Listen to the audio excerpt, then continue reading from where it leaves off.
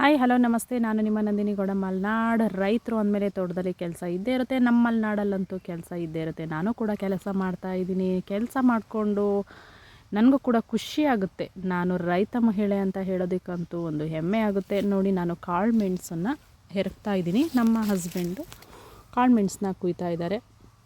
ಅದು ಈ ಸತಿ ಫಸಲು ಸ್ವಲ್ಪ ಕಮ್ಮಿ ಇದೆ, ಹಾಗಾಗಿ ಜನ ಸಿಗ್ತಾ ಇಲ್ಲ.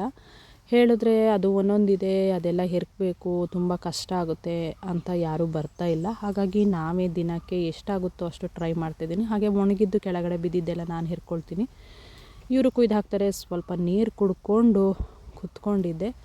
ಆವಾಗ ಏನೋ ನನಗೊಂದು ಐಡಿಯಾ ಬಂತು, ವೀಡಿಯೋ ಮಾಡೋಣ ಅಂತ ಹೇಳಿಬಿಟ್ಟು. ಹಾಗಾಗಿ ವೀಡಿಯೋ ಮಾಡಿದೆ. ಇದು ನಮ್ಮ ಮನೆಯವರು ಮೆಣಸು ಕುಯ್ತಾ ಇದ್ದಾರೆ. ಏಣಿಯಲ್ಲಿ ಸಿಲ್ವರ್ ಏಣಿ ಉಪಯೋಗಿಸಿದ್ರೆ ತುಂಬ ಒಳ್ಳೆಯದು. ಬೇರೆ ಏಣಿಯೆಲ್ಲ ಸ್ವಲ್ಪ ಭಾರ ಇರುತ್ತೆ.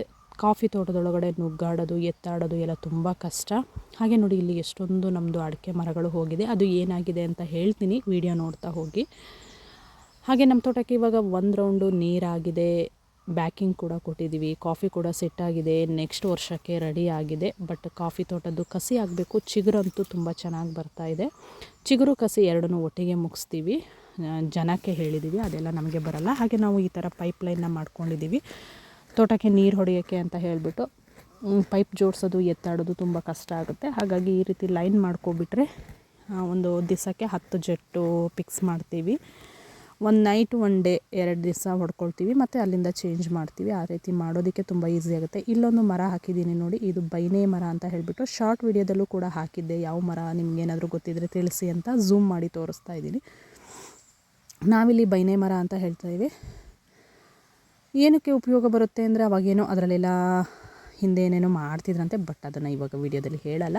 ಹಾಗೆ ನೋಡಿ, ಏಣಿಯಲ್ಲಿ ಹತ್ತುವಾಗ ಕಾಲು ಜಾರಬಾರ್ದು ಅಂತ ಶೂನ ಯೂಸ್ ಮಾಡ್ತೀವಿ. ಯಾಕೆಂದರೆ ಏಣಿ ಕಾಲು ಸ್ವಲ್ಪ ನಯಸ್ಸಾಗಿರುತ್ತೆ. ಬರೀ ಕಾಲಲ್ಲಿ ಹತ್ತಿದ್ರೆ ಜಾರುತ್ತೆ.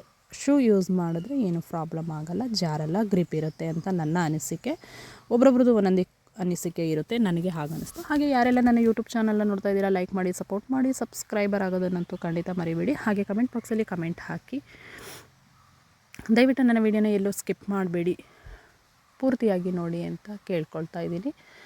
ಹಾಗೆ ನೋಡಿ, ನಮ್ಮ ಕಾಫಿ ತೋಟದಲ್ಲಿ ಈ ರೀತಿ ಎಲ್ಲ ಇದೆ. ಬಟ್ ಇವತ್ತಿನ ವಿಡಿಯೋದಲ್ಲಿ ನಾನು ತೋರಿಸ್ತಾ ಇದ್ದೀನಿ. ಕಾಫಿ ಹಣ್ಣು ಆಯಿತು ನಮ್ಮದು ಇವಾಗ ಕುಯ್ದು. ಹಾಗೆ ಅಡಿಕೆ ಸಹ ಆಗಿದೆ. ಇನ್ನು ಅಡಿಕೆನ ಹೆರಕಬೇಕು, ಅದೊಂದು ಕೆಲಸ ಬಾಕಿ ಇದೆ.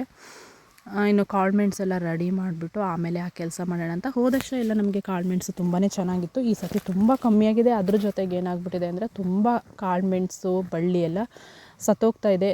ಮಳೆಯ ಪ್ರಾಬ್ಲಮ್ಮು. ಹಾಗೆ ಅಡಿಕೆ ಮರಗಳು ಸಹ ತುಂಬಾ ಹೋಗ್ತಾ ಇದೆ. ನೋಡಿ, ನಮ್ಮದು ಕಾಫಿ ಹೂವೆಲ್ಲ ಈ ಥರ ಬಾಡಿಬಿಟ್ಟು ಇವಾಗ ಕಾಫಿ ಬ್ಯಾಕಿಂಗ್ ಕೂಡ ಆಗಿದೆ. ನೋಡಿ ಎಷ್ಟು ಚೆನ್ನಾಗಿ ಸೆಟ್ ಆಗಿದೆ ಅಂತ. ಇದರಲ್ಲಿ ಸೆಟ್ ಆಗಿದೆಯಲ್ಲ, ಇದೆಲ್ಲ ಮುಂದಿನ ವರ್ಷ ನಾವು ಕಾಫಿನ ಕುಯ್ಕೊಳ್ಳೋದಕ್ಕೆ ಇದು ರೆಡಿಯಾಗಿದೆ. ಹೂವೆಲ್ಲ ಆಗಿ ಮಾಜಿ ಹೋಗಿದೆ. ಮತ್ತು ಮಳೆ ಬಂದರೆ, ಎಲ್ಲಾದರೂ ಬಿಸಿಲಿಗೆ ಮೊಗ್ಗು ಹೊರಟಿದ್ರೆ ಹೂವು ಅಳ್ಕೊಳ್ಳುತ್ತೆ. ಸೆಟ್ಟಾಗಿದ್ದರೆ ಕ್ಲೀನಾಗಿ ಅದು ಅರಳಲ್ಲ. ಮಲೆನಾಡಲ್ಲಿ ನೋಡಿ ಎಷ್ಟು ಬ್ಯುಸಿ ಇರ್ತೀವಿ. ಏನಾದರೂ ಒಂದು ಕೆಲಸ ಇದ್ದೇ ಇರುತ್ತೆ. ರೈತರಿಗೆ ಬೇಜಾರಾಗಲ್ಲ. ಒಂದು ಸ್ವಲ್ಪ ಹೊತ್ತು ತೋಟದ ಕಡೆ ಹೋಗಿ ಬಂದ್ರೂ ಒಂದು ಚೆನ್ನಾಗಿ ಟೈಮ್ ಪಾಸ್ ಆಗುತ್ತೆ, ತಿರುಗಾಡ್ಕೊಂಡು ಬರ್ಬೋದು. ಇದು ಜಿರಿ ಮೆಣಸಿನ್ಕಾಯಿ ಗಿಡ. ಜಿರಿ ಮೆಣಸೆಲ್ಲ ನಾನು ಬಿಡಿಸ್ಕೊಂಡು ತೊಗೊಂಡೋಗಿದ್ದೆ. ಗಿಡ ಮಾತ್ರ ಇಲ್ಲಿದೆ. ಇದನ್ನು ಸ್ವಲ್ಪ ಕಡ್ದು ರೆಡಿ ಮಾಡಬೇಕು. ಹಾಗೆ ನೋಡಿ, ನಾವು ಅಡಿಕೆ ಸಸಿ ಹಾಕಿದ್ವಿ, ಎಲ್ಲ ಹೇಗಾಗ್ಬಿಟ್ಟಿದೆ ಅಂತ ಮೊಲ ಸೇರ್ಕೊಬಿಟ್ಟಿದೆ ನಮ್ಮ ತೋಟದಲ್ಲಿ. ಅದು ಸಸಿ ಚಿಗುರು ಬಂದಂಗೂ ಅದೇನು ತಿನ್ನೋಕ್ಕಾಗಲ್ಲ, ಬಟ್ ಕಟ್ ಮಾಡಿ ಹಾಕುತ್ತೆ. ಅದಕ್ಕೆ ಕಟ್ ಮಾಡಬಾರ್ದು ಅಂತ ಹೇಳಿಬಿಟ್ಟು ಇವಾಗ ಆ ಕೆಲಸ ಕೂಡ ಇದೆ. ಪ್ಲಾಸ್ಟಿಕ್ ಚೀಲನ ತಂದುಬಿಟ್ಟು ನಾವು ಸುತ್ತ 4 ಗೂಟ ಇಟ್ಟು ಕವರ್ ಮಾಡಬೇಕು. ಆ ಕಡೆ ಪಕ್ಕದ ತೋಟಕ್ಕೆಲ್ಲ ಹಾಗೆ ಎಲ್ಲ ಮಾಡಿ ರೆಡಿ ಮಾಡಿದ್ದೀವಿ. ಇವಾಗ ಈ ತೋಟಕ್ಕೆ ಹಾಕಿದ ಗಿಡಗಳೆಲ್ಲ ಆ ಥರ ಆಗ್ತಾಯಿದೆ. ಇನ್ನೂ ಆ ಕೆಲಸ ಒಂದು ಬಾಕಿ ಇದೆ. ಮತ್ತು ನಮ್ಮ ಮನೆಯವರು ನಿಧಾನ ಕಣ್ರಿ, ನಿಧಾನ ಕುಯ್ಯಿರಿ ಅಂತ ಹೇಳ್ತಾ ಇದ್ದೆ. ಬಟ್ ಬಿಸಿಲಲ್ಲಿ ತುಂಬ ಹೊತ್ತು ಕುಯ್ಬೇಕಲ್ವ. ಏಣಿ ಮೇಲೆ ನಿಲ್ಲೋದು ಅಂದರೆ ತುಂಬ ಸುಸ್ತಾಗುತ್ತೆ.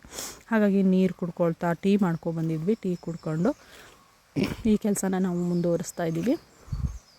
ಸ್ವಲ್ಪ ಮೋಡ ಇತ್ತು, ಮಳೆ ಬರುತ್ತೇನೋ ಅಂದ್ಕೊಂಡ್ವಿ, ಬಟ್ ಮಳೆ ಬರಲಿಲ್ಲ. ನಿನ್ನೆ ಚಿಕ್ಕಮಂಗ್ಳೂರು ಸೈಡೆಲ್ಲ ಸ್ವಲ್ಪ ಮಳೆ ಬಂದಿತ್ತಂತೆ, ಬಟ್ ನಮ್ಮೂರಲ್ಲಿ ಮಳೆ ಬರಲಿಲ್ಲ. ಮಳೆ ಬಂದಿದ್ದರೆ ಸ್ವಲ್ಪ ಭೂಮಿ ತಣ್ಣಗಾಗ್ತಿತ್ತಲ್ವ.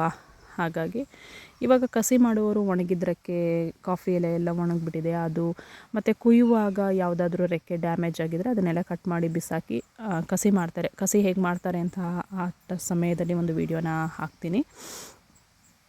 ನೋಡಿ ಇಲ್ಲಿ ತುಂಬಾ ಮರಗಳು ಹೋಗಿದೆ. ಇದು ಯಾಕೆ ಅಂತ ನಿಮಗೆ ಗೊತ್ತಿಲ್ಲ ಅಲ್ಲ, ಹೇಳ್ತೀನಿ ಅಂತ ಹೇಳಿದ್ದೆ. ಇದು ನಮಗೆ ಹೋದ ಸತಿ ಸಿಡ್ಲು ಹೊಡೆದಿದ್ದು ಮರಗಳಿಗೆ, ಹಾಗಾಗಿ ಒಂದೇ ತಾವ 15 ಅಡಿಕೆ ಮರಗಳು ಹೋಗಿದೆ ಸಿಡ್ಲು ಹೊಡೆದಿದ್ದಕ್ಕೆ. ಮತ್ತು ಒಂದು 10 ಕಾಫಿ ಗಿಡ ಕೂಡ ಹೋಗಿತ್ತು. ಕಾಫಿ ಗಿಡದ್ದು ಅದು ರೆಕ್ಕೆ ಎಲ್ಲ ತೆಗೆದುಬಿಟ್ಟು ನಾವು ಸ್ವಲ್ಪ ಗೊಬ್ಬರ ಕೊಟ್ವಿ, ಹಾಗಾಗಿ ಕಾಫಿ ಗಿಡ ಸ್ವಲ್ಪ ಚಿಗುರು ಬಂತು. ಅಡಿಕೆ ಗಿಡ ಮಾತ್ರ ಏನೂ ಮಾಡೋಕ್ಕಾಗಲಿಲ್ಲ. ಇವಾಗ ಇನ್ನು ಆ ಅಡಿಕೆ ಮರ ಬೆಳಿಬೇಕು ಅಂದರೆ ನಮಗೆ ಇನ್ನು 10 ವರ್ಷ ವೆಯ್ಟ್ ಮಾಡಬೇಕು ನಾವು. ಆ ಥರ ಆಗ್ಬಿಡ್ತು. ತುಂಬಾ ಬೇಜಾರಾಯಿತು. 15 ಅಡಿಕೆ ಮರ ಅಂದರೆ 15 ಮರ ಬೆಳೆಸೋದಕ್ಕೆ ನಾವು ಎಷ್ಟು ಕಷ್ಟಪಟ್ಟಿರ್ತೀವಿ ಅಲ್ವಾ. ಒಂದು ಮಗುನ ಸಾಕ್ದಂಗೆ ಸಾಕಿರ್ತೀವಿ. ಸ್ವಲ್ಪ ಮನಸ್ಸಿಗೆ ಬೇಜಾರಾಯಿತು. ಒಂದೇ ತಾವ 15 ಮರ ಅಂದರೆ ಯಾರಿಗೆ ಬೇಜಾರಾಗಲ್ಲ ಅಲ್ವಾ. ಅದು ಸಿಡ್ಲು ಹೊಡೆದು ಅದ ರೀತಿ ಆಗಿದ್ದು, ಬೇರೆ ಯಾವುದೇ ರೀತಿಯ ಪ್ರಾಬ್ಲಮ್ ಅಲ್ಲ. ಹಾಗೆ ನನ್ನ ಚಾನಲ್ ನೋಡ್ತಾ ಇದ್ದೀರಾ, ತುಂಬಾ ಖುಷಿಯಾಯಿತು. ಈ ಹಿಂದೆ ಹೇಗೆ ನನ್ನ ವೀಡಿಯೋಸ್ನ ನೋಡಿ ಸಪೋರ್ಟ್ ಮಾಡ್ತಾ ಇದ್ದೀರಾ, ಅದೇ ರೀತಿ ಈ ವಿಡಿಯೋಸ್ನ ನೋಡಿ ಸಪೋರ್ಟ್ ಮಾಡಿ. ಹಾಗೆ ನಾನು ಆದಷ್ಟು ವೀಡಿಯೋಗಳನ್ನು ಹಾಕೋದಕ್ಕೆ ಟ್ರೈ ಮಾಡ್ತೀನಿ. ತುಂಬ ವೀಡಿಯೋಗಳು ಸಾಂಗ್ ಹಾಡಿದ್ದೀನಿ, ಟೈಲರಿಂಗ್ ಮಾಡಿದ್ದೀನಿ, ಅಡುಗೆ ಮಾಡಿ ಹಾಕಿದ್ದೀನಿ, ಎಲ್ಲಾದರೂ ಹೋದಾಗ ಹಾಕಿದ್ದೀನಿ. ಈ ರೀತಿ ತುಂಬ ವೀಡಿಯೋಗಳನ್ನು ಹಾಕ್ತಾಯಿರ್ತೀನಿ. ಎಲ್ಲ ವೀಡಿಯೋಗಳನ್ನು ನೋಡಿ ನನಗೆ ಸಪೋರ್ಟ್ ಮಾಡ್ತಾ ಇದ್ದೀರಾ. ಹಾಗೆ ಇವತ್ತಿನ ವೀಡಿಯೋ ಕೂಡ ಹಾಕಿದ್ದೀನಿ, ಇದನ್ನು ಪೂರ್ತಿಯಾಗಿ ನೋಡಿ ಸಪೋರ್ಟ್ ಮಾಡಿ. ಹಾಗೆ ಅತಿ ಹೆಚ್ಚಾಗಿ ಮಾತಾಡ್ತಿದ್ದೀನಿ ಅಂತ ನಿಮಗೆ ಅನ್ನಿಸ್ಬೋದು, ಹಾಗಾಗಿ ಸ್ವಲ್ಪ ಹೊತ್ತು ಸೈಲೆಂಟಲ್ಲಿ ಇರ್ತೀನಿ.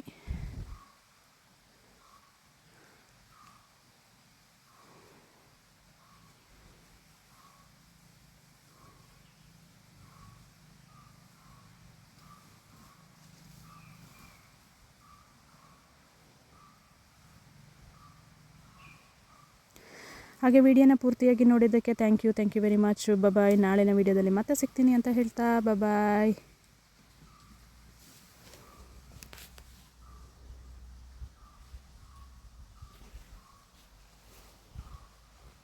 ಥ್ಯಾಂಕ್ ಯು ವಿಡಿಯೋನ ಪೂರ್ತಿಯಾಗಿ ನೋಡಿದ್ದೀರಾ, ಸಪೋರ್ಟ್ ಮಾಡಿದ್ದೀರಾ. ಬಾಯ್. ನಾಳಿನ ವಿಡಿಯೋದಲ್ಲಿ ಮತ್ತೆ ಸಿಗೋಣ. ಬಾಯ್. ಜಾಸ್ತಿ ಮಾತಾಡಬಾರ್ದು ಅಂತ ಹೇಳ್ಬಿಟ್ಟು ಸುಮ್ಮನೆ ಅದೇ.